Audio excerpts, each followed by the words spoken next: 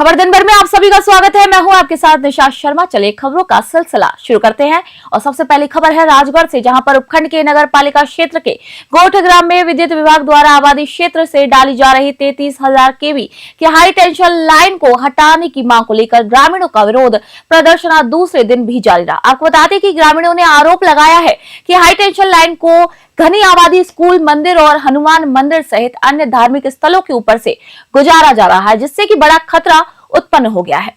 ग्रामीणों ने ये बताया है कि उन्होंने पूर्व में ही 3 दिसंबर 2025 को ज्ञापन के माध्यम से उपखंड अधिकारी सीमा मीणा को इस खतरे से भी अवगत करा दिया था, लेकिन इसके बावजूद प्रशासन द्वारा विद्युत विभाग पर कोई भी कार्रवाई नहीं की गई।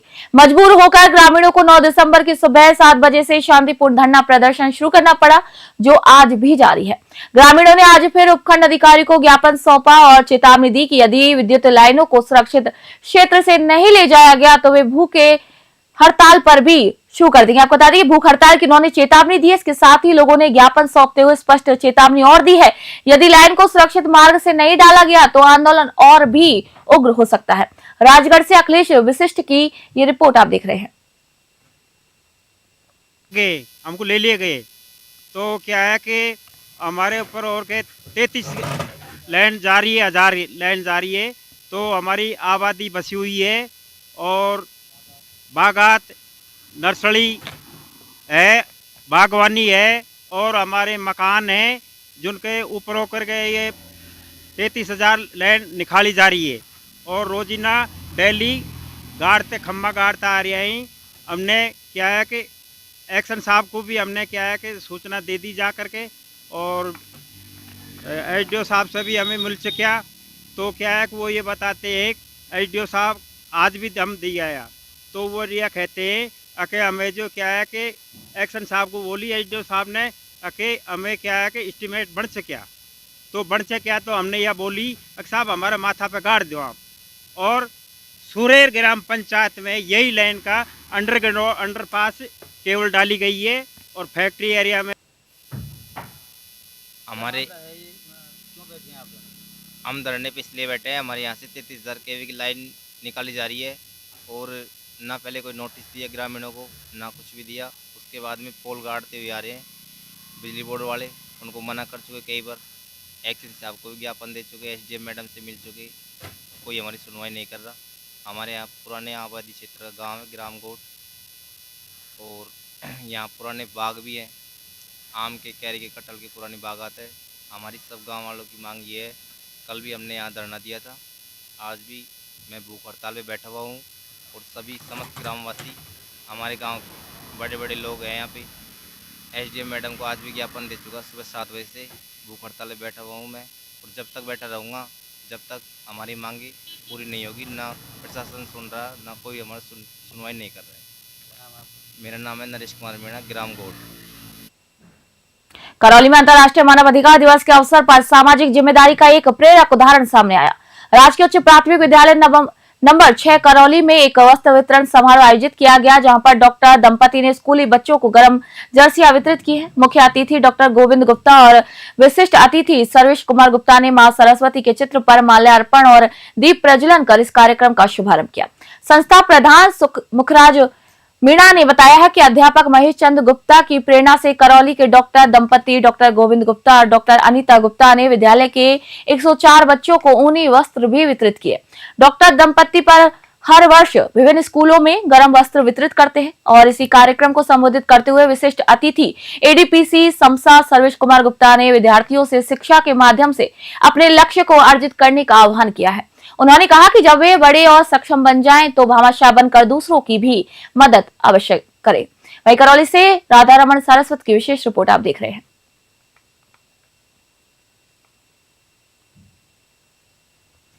सोजत रोड उपखंड के पाचुंडा खुर्द गांव में सुकड़ी नदी पर बनी रपट पिछले 2 महीनों से क्षतिग्रस्त पड़ी है, जिसके कारण स्थानीय ग्रामीणों और वाहन चालकों को भी भारी परेशानी का सामना करना पड़ रहा है।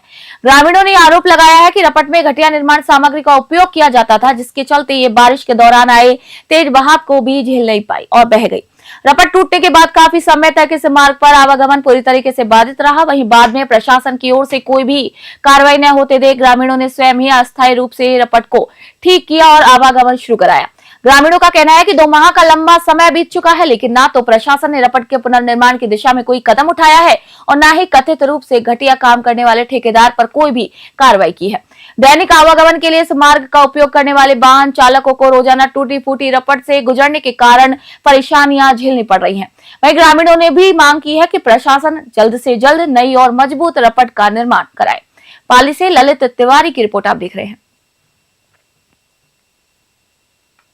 बीकानेर के मरुधर नगर स्थित NNRSV उच्च माध्यमिक विद्यालय का वार्षिक उत्सव तरंग रंग इस शौर्य बड़े ही धूमधाम और उत्साह के साथ मनाया गया। विद्यार्थियों द्वारा प्रस्तुत शौर्य से भरपूर कार्यक्रमों ने दर्शकों में देश के प्रति सम्मान और वीरता का भाव भर दिया। कार्यक्रम का शुभारंभ मुख्य अतिथि संभागीय आयुक्त विश्राम मीणा, राजकीय पॉलिटेक्निक महाविद्यालय के प्राचार्य के Suthar, RSV group of school के CMD सुभाष स्वामी, CEO आदित्य स्वामी, RSV हायर सेकेंडरी स्कूल के प्रधानाचार्य रविंद्र भटनागर और NNRSV की प्रधानाचार्य पूनम चौधरी ने दीप प्रज्वलित करके इस कार्यक्रम का शुभारंभ किया है।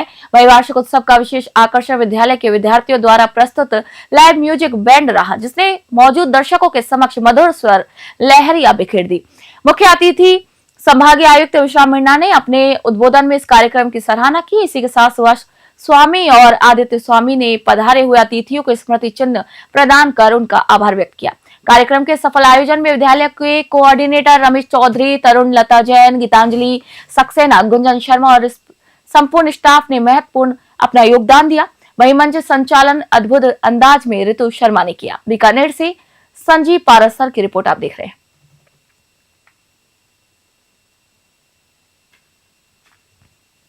सवाईमाधोपुर में खाद की किल्लत से जूझ रहे सवाईमाधोपुर जिले के किसानों के लिए राहत की खबर सामने आई है। सवाईमाधोपुर विधायक एवं प्रदेश के कृषि मंत्री डॉक्टर किरोड़ीलाल मीणा के प्रयासों से यूरिया खाद की एक रैक आज सवाईमाधोपुर पहुंची। कृषि मंत्री डॉक्टर किरोड़ीलाल मीणा के OSD के मंगल ने बताया कि जिले के किसानों को इस समय गेहूं, चना और सरसों की फसलों के लिए खाद की सख्त आवश्यकता है। किसानों की समस्या को देखते हुए कृषि मंत्री ने केंद्र सरकार के स्तर पर बात की और पूरी एक ट्रेन खाद मंगवाई है।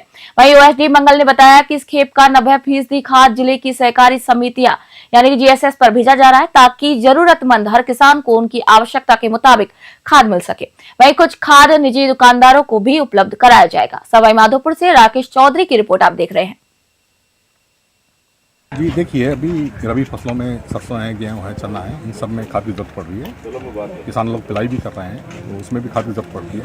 और हमारे राज्य सरकार और कृषि विभाग का पूरा इस तरह का जबरदस्त प्रयास है कि किसानों को कोई किल्लत महसूस नहीं हो, और जहाँ कहीं भी थोड़ा सा महसूस होता है तो वहाँ पे खाद की व्यवस्था की जा रही है। आज सवाईमाधोपुर जिले में जो IPL कंपनी है, इंडियन पोटास लिमिटेड, उनकी एक रेक आई है, और उस रेक में मैं आपको निवेदन करूँ 2677.41 टन माल है। अगर आप कट्टों में देखते हैं तो 59,498 बैग है, जो इस जिले को बहुत अच्छी एक आपूर्ति हो जाएगी। और अभी आप देख रहे हैं लगातार यहाँ पे हमारे ट्रक रवाना हो रहे हैं। जिले में लगभग जितनी हमारी जैसे ग्राम सेवक सहकारी समितियाँ हैं या क्रय विक्रय सहकारी समितियाँ हैं, वहाँ पर हम इसको भरपूर माल दे रहे हैं। 90% जो माल है ये हम सहकारी समितियों में दे रहे हैं। किसानों का थोड़ा सा जो रुझान रहता है वो सहकारी समिति के प्रति ज़्यादा रहता है, और जो थोड़ा बहुत किसी गांव में सहकारी समिति काम नहीं करती है, उनके पास लाइसेंस नहीं है या उन्होंने पैसा वगैरह जमा नहीं कराया है, उस केस में हम लोग प्राइवेट को भी यहाँ थोड़ा सा माल देंगे, पर 90% माल हम लोग कोऑपरेटिव में सहकारी समितियों में दे रहे हैं। चित्तौड़गढ़ जिले के बेंगू कस्बे से एक बड़ी खबर सामने आई, जहां पर न्याय का संतुलन बनाए रखने, अपराधियों में खौफ पैदा करने और आमजन में पुलिस पर भरोसा कायम करने वाले बेंगू थानाधिकारी शिवलाल मीणा को उनके स्थानांतरण पर कस्बे वासियों ने आज एक ऐतिहासिक और यादगार सम्मान दिया। आपको बता दें कि स्थानांतरण के बाद अब शिवलाल मीणा प्रतापगढ़ पुलिस थाने का जिम्मा संभालेंगे। विदाई समारोह में व्यापार संघ, विभिन्न सामाजिक संगठनों और कस्बे वासियों ने एकजुट होकर थानाधिकारी शिवलाल मीणा का भव्य सम्मान किया। माल्यार्पण, पुष्प वर्षा और राजस्थानी साफा पहनाकर उन्हें विदाई दी गई। शिवलाल मीणा ने 1 दिसंबर 2024 को बेंगू का कार्यभार संभाला था और 10 दिसंबर 2025 तक लगभग 11 महीनों तक उन्होंने अपने दमदार और सख्त प्रशासनिक रुख के साथ बेंगू थाने को संभाला। विदाई समारोह में DSP अंजलि सिंह, पारसौली थानाधिकारी शिवराज राव, पुलिस स्टाफ, व्यापार संघ के सदस्य, CLG सदस्य और बड़ी संख्या में बेंगू कस्बेवासी भी मौजूद रहे। कस्बेवासियों ने कहा कि बेंगू उनके कार्यकाल को हमेशा एक मजबूत दौर के रूप में याद रहेगा। बेंगू से मदन मीणा की रिपोर्ट आप देख रहे हैं।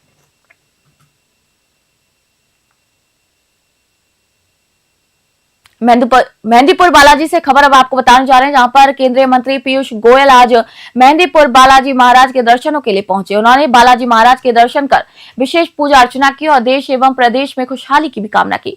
वहीं दोपहर करीब 1 बजे हेलीकॉप्टर से मेहंदीपुर बालाजी पहुंचे पीयूष गोयल ने बालाजी महाराज के साथ साथ भैरव बाबा और प्रेतराज सरकार को भी धोख लगाई।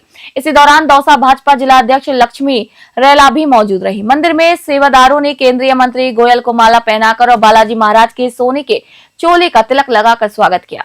बालाजी मंदिर ट्रस्ट के सचिव M.K. माथुर ने पीयूष गोयल को बालाजी महाराज की मोदक प्रसादी भेंट कर उनका स्वागत किया। वहीं मंदिर ट्रस्ट सचिव M.K. माथुर ने केंद्रीय मंत्री गोयल को बालाजी मंदिर पीठाधीश्वर महंत डॉक्टर नरेशपुरी महाराज के सानिध्य में ट्रस्ट द्वारा संचालित जन कल्याण कार्यों और धार्मिक अनुष्ठानों के बारे में भी विस्तार से जानकारी दी। मेहंदीपुर बालाजी से भरत सिंह राजपूत की रिपोर्ट आप देख रहे हैं। खबर बस्ती से, जहां राज्य सरकार के रोजगार विभाग की वार्षिक कार्य योजना 2025-26 के क्रियान्वयन के तहत आज बस्ती में महिला रोजगार कार्यालय द्वारा 1 दिवसीय रोजगार सहायता शिविर का आयोजन किया गया। इस शिविर में विभिन्न क्षेत्रों से 22 नियोजकों ने भाग लिया और लगभग 300 रिक्तियों के लिए युवाओं को अवसर प्रदान किया गया। शिविर में भाग लेने वाले प्रमुख नियोजकों में HCL, फेम इंडस्ट्रीज, कैरियर माई, विजन इंडिया, भारतीय जीवन बीमा निगम आदि शामिल रहे। इन 22 नियोजकों ने मौके पर 270 आशार्थियों यानी रोजगार चाहने वालों का रोजगार हेतु प्राथमिक चयन किया। इसी अवसर पर महिला रोजगार कार्यालय की कैरियर विशेषज्ञ तमन्ना सिंह ने युवाओं को मार्गदर्शन हेतु देते हुए सभी को व्याख्यान भी दिया। आपको बता दें, बस्ती से रामफुल मीणा की ग्राउंड रिपोर्ट आप सभी अभी देख रहे हैं। आज सौर ITI में 1 दिवसीय रोजगार सहायता शिविर का आयोजन किया गया। ये रोजगार सहायता शिविर महिला रोजगार कार्यालय जयपुर एवं सौर ITI के संयुक्त तत्वाधान में आयोजित किया गया। इसमें प्राइवेट क्षेत्र की लगभग 20 कंपनियों ने भाग लिया, जिनमें विभिन्न क्षेत्रों की, जिनमें बीमा कंपनियां हैं, बैंकिंग क्षेत्र है, लॉजिस्टिक कंपनियां हैं, ITI क्षेत्र की कंपनियां हैं, जिनमें अलवर से कई महत्वपूर्ण प्राइवेट कंपनियों ने भाग लिया। इसमें लगभग 700 बच्चों ने भाग लिया, जिनमें लड़के और लड़कियां दोनों शामिल हैं, और लगभग 270 बच्चों का प्रारंभिक चयन किया गया। बावड़ा क्षेत्र के कालेटी गांव में आज एक युवक का शव खेत में संदिग्ध परिस्थितियों में पाया गया है। आपको बता दें कि मृतक के परिजनों ने इसे आत्महत्या मानने से इनकार करते हुए हत्या का अंदेशा जताया है। मामले की गंभीरता को देखते हुए बड़ी संख्या में दलित समुदाय के लोग बागौड़ा अस्पताल की मोर्चरी के बाहर एकत्रित हो गए हैं और न्याय की मांग कर रहे हैं। फिलहाल मृतक चेतन कुमार का शव बागौड़ा की मोर्चरी में रखा गया है। परिजन प्रशासन से लगातार मांग कर रहे हैं कि हत्या के इस कथित मामले की निष्पक्ष जांच की जाए और अन्य जिले के मेडिकल बोर्ड द्वारा पोस्टमार्टम भी करवाया जाए। वहीं परिजन शव को उठाने से मना कर रहे हैं और मोर्चरी के बाहर दलित समुदाय के काफी लोग भी जमा हो गए हैं, जिससे तनाव की स्थिति बनी हुई है। ग्रामीण प्रशासन से तत्काल कार्रवाई और न्याय की मांग पर अड़े हुए हैं। बागौड़ा से रामाराम सोलंकी की रिपोर्ट आप देख रहे हैं।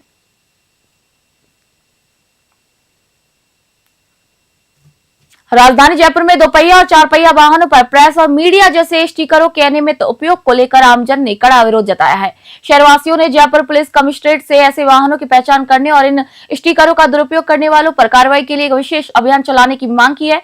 शहरवासियों का कहना है कि गाड़ी पर बिना अधिकार प्रेस स्टिकर लगाकर अवैध रूप से विशेष अधिकार लेने की प्रवृत्ति लगातार बढ़ती जा रही है। ऐसे में वाहन चालक अक्सर प्रेस के नाम पर ट्रैफिक नियमों से बचने की कोशिश करते हैं, जिससे न केवल ट्रैफिक व्यवस्था बाधित होती है बल्कि असली और वैध पत्रकारों की छवि भी खराब होती है।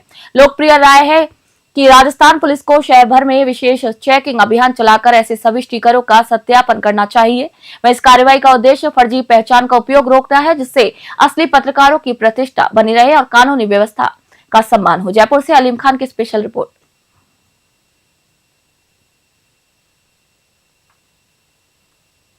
सोजत रोड क्षेत्र में नगरपालिका प्रशासन की ओर से लापरवाही के कारण नेहरू पार्क के आगे सोजत सिटी मार्ग बदहाली का शिकार हो गया। नालों का गंदा पानी लगातार सड़क पर फैल रहा है, जिससे कि स्थानीय जो निवासी है, वाहन चालक है, राहगीर है, उनको भी काफी कठिनाइयों का सामना करना पड़ रहा है।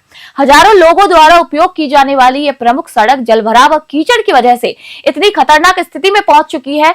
वहीं स्थानीय निवासियों ने यह भी बताया कि क्षेत्र में जल निकासी की कोई भी पुख्ता व्यवस्था नहीं है, जिसके चलते नालों का गंदा पानी सड़क पर बहकर जमा हो रहा है। स्थिति की गंभीरता यह है कि जल भराव के कारण सड़क के कई हिस्सों पर बड़े बड़े गड्ढे बन चुके हैं। ग्रामीण और व्यापारियों का ये कहना है कि अधिकारियों की उदासीनता के चलते क्षेत्र में बदहाली बढ़ती जा रही है। जलभराव के कारण बीमारियों का खतरा भी बढ़ गया है, लेकिन इसके बावजूद प्रशासन समस्या को नजरअंदाज कर रहा है। पाली से ललित तिवारी की रिपोर्ट आप देख रहे हैं। भीलवाड़ा से खबर, जहां राज्य सरकार के कार्यकाल के 2 वर्ष पूर्ण होने के अवसर पर भीलवाड़ा जिले में आयोजित किए जाने वाले कार्यक्रमों की तैयारी को लेकर आज जिला स्तरीय अधिकारियों की महत्वपूर्ण बैठक हुई है। जिला कलेक्टर जसबीर सिंह संधू ने जिला स्तरीय अधिकारी और जिले के समस्त उपखंड स्तरीय अधिकारियों के साथ बैठक कर 11 दिसंबर से 25 दिसंबर तक प्रस्तावित विभिन्न गतिविधियों की रूपरेखा पर विस्तार से चर्चा की है। वहीं 12 से 26 दिसंबर तक प्रत्येक विधानसभा क्षेत्र में विकास रथ संचालित किया जाएगा।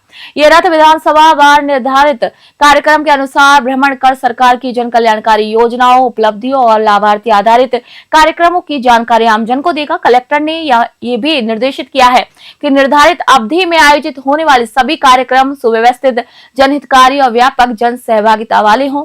उन्होंने सभी विभागों को आपसी समन्वय बनाए रखने और कार्यक्रमों को सफल बनाने का निर्देश दिया है, ताकि अधिक से अधिक लोगों तक सरकारी योजनाओं की जानकारी पहुंच सके। भीलवाड़ा से ब्यूरो रिपोर्ट आप देख रहे हैं।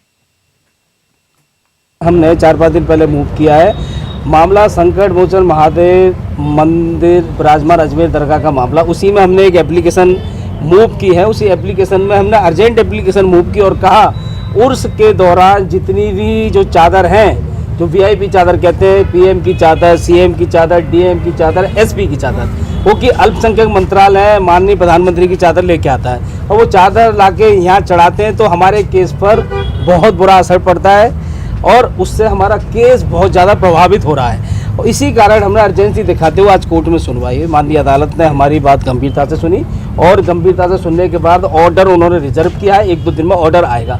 मैं यहाँ ये कहना चाहता हूँ, देर है अंधेर नहीं, न्याय हमें मिलेगा, क्योंकि संवैधानिक जो पद हैं, संवैधानिक पद जो सरकारें हैं संवैधानिक पद पर बैठी हैं, यदि वही एक तरफा दिखाएंगी तो हमें न्याय कैसे मिलेगा। सरकारें निष्पक्ष होती हैं, ना पक्ष ना विपक्ष।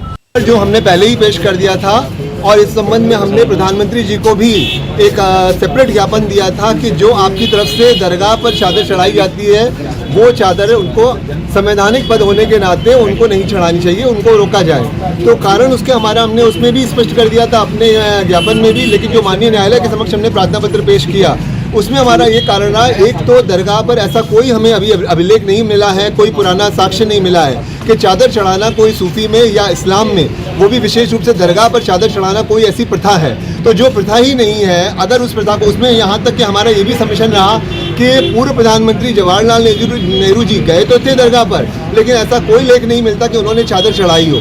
तो चूँकि चादर चढ़ाना परंपरा नहीं है, लेकिन फिल्मों में चढ़ाई जाती है और उसके अलावा चादर यहाँ भी चढ़ाई जा रही है, तो उससे हमारे अधिकारों के माननीय न्यायालय ने पूछा कैसे क्षति हो रही है, हमें क्यों जल्दी सुनवाई का अधिकार दिया जाए। तो कारण ये है कि चादर चढ़ाकर वो एक नए साक्ष्य का सृजन कर रहे हैं।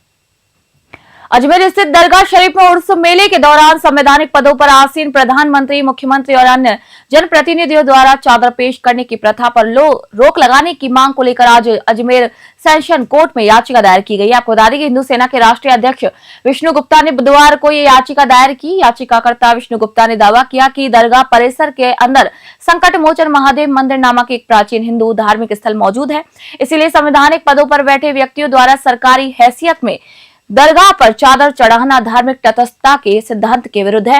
विष्णु गुप्ता और हाईकोर्ट अधिवक्ता संदीप कुमार ने मीडिया को बताया कि किसी भी संवैधानिक पदाधिकारी को सरकारी हैसियत में दरगाह में चादर पेश करने की अनुमति न दी जाए। यह प्रथा शासन की धार्मिक निरपेक्षता पर प्रश्न चिन्ह लगाती है, इसीलिए अदालत से इसे रोकने का आग्रह किया गया है। अजमेर से सीताराम गहलोत की रिपोर्ट आप देख रहे हैं। मावली के गारियावास गांव में बुधवार को किंग सेना मातृभूमि धर्म संघ की ओर से ग्रामीण महिलाओं के लिए आयोजित 2 दिवसीय निःशुल्क प्रशिक्षण शिविर का समापन उत्साहपूर्ण माहौल में हुआ। इसी पहल का उद्देश्य ग्रामीण महिलाओं को स्वरोजगार के लिए तैयार कर आत्मनिर्भर बनाना है। संगठन की महिला प्रकोष्ठ की वरिष्ठ पदाधिकारी और राष्ट्रपति युवा अवार्ड प्राप्त भगवती जोशी ने बताया कि दूसरे दिन महिलाओं को एलोवेरा, गुलाब, नीम, बकरी का दूध और मुल्तानी मिट्टी, नींबू, हल्दी आदि से तैयार होने वाले विभिन्न प्रकार के हर्बल साबुन बनाने की विधियां यहां पर सिखाई गई। वहीं पहले दिन महिलाओं को सिर्फ डिटर्जेंट बनाने का प्रशिक्षण दिया गया था। वहीं प्रशिक्षण दे रही जोशी ने बताया कि ये कार्यक्रम ग्रामीण महिलाओं को आत्मनिर्भर बनाने पर केंद्रित है। प्रशिक्षण के दौरान उन्हें किंग सेना मातृभूमि धर्म संघ द्वारा महिलाओं के लिए चलाए जा रहे स्वरोजगार सहायता कार्यक्रमों और महिला सशक्तिकरण से जुड़े कार्यों की विस्तृत जानकारी भी दी गई। इस शिविर में समर्थ सेवा संस्थान का विशेष सहयोग भी रहा। मावली से मनीष दादीज की रिपोर्ट आप देख रहे हैं।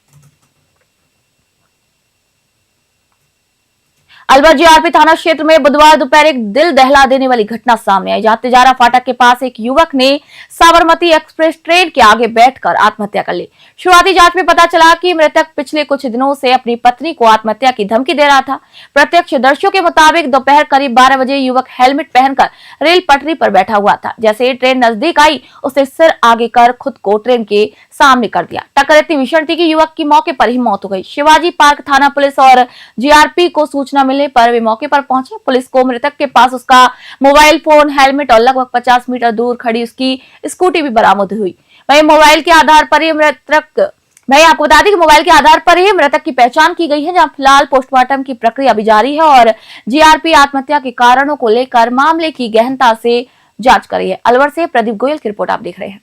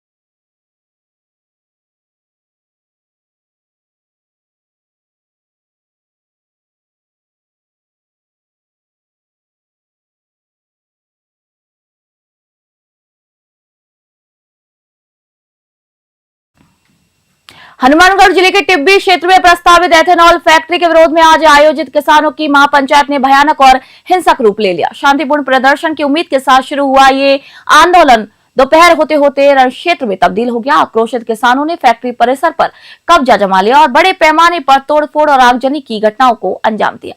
आपको बता दें कि एथेनॉल फैक्ट्री के निर्माण को लेकर चल रहा विरोध आज अपने चरम पर पहुंच गया। हजारों की संख्या में किसानों ने बैरिकेडिंग तोड़ते हुए फैक्ट्री परिसर में प्रवेश किया है। उपद्रव के दौरान प्रदर्शनकारियों ने परिसर में खड़ी जेसीबी मशीनों और कई निजी वाहनों को आग के हवाले कर दिया। वहीं प्राप्त जानकारी के मुताबिक मौके पर मौजूद संगारिया विधायक अभिमन्यु पूनिया इस हंगामे में घायल हो गए। घटना की गंभीरता और अफवाहों को फैलने से रोकने के लिए प्रशासन ने तत्काल प्रभाव से टिब्बी क्षेत्र में इंटरनेट सेवाओं को बंद कर दिया है। वहीं पूरा क्षेत्र पुलिस छावनी में तब्दील हो गया है और अतिरिक्त पुलिस बल को भी अभी के लिए तैनात किया गया है। हनुमानगढ़ से विनोद चौधरी की रिपोर्ट आप देख रहे हैं।